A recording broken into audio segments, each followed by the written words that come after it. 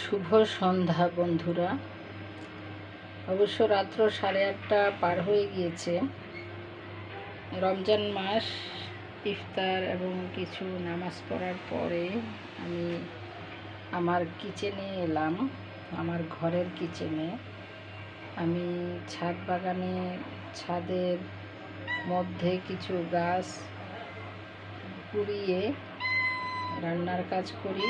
আর আমি আজকে বিকেলে দেখিয়েছিলাম কালো পলিথিন দিয়ে কিভাবে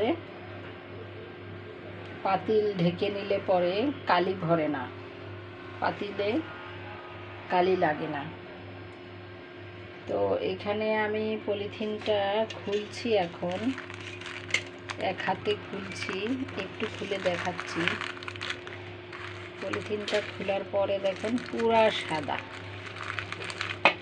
পুরা সাদা।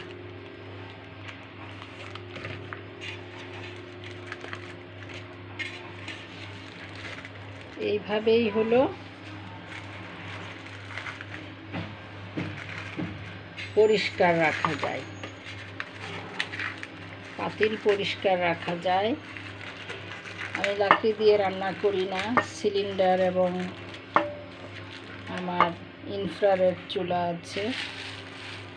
যে গ্যাস সিলিন্ডার, গ্যাসের চুলা বামে, আর ডানে হচ্ছে আমার ইনফ্রারেড চুলা, যেটাতে চ্যাপ্টা আকৃতির বা নন স্টিকি প্যান, যার নিচের দিকে চ্যাপ্টা আকৃতি, পাতিল সব কিছুই দেওয়া যায়। তো এইখানে আমি এটা দেখালাম যে কীভাবে পাতিল পরিষ্কার রাখা যায়। প্রয়োজনবশত যদি কেউ এই কাজটা করতে চান,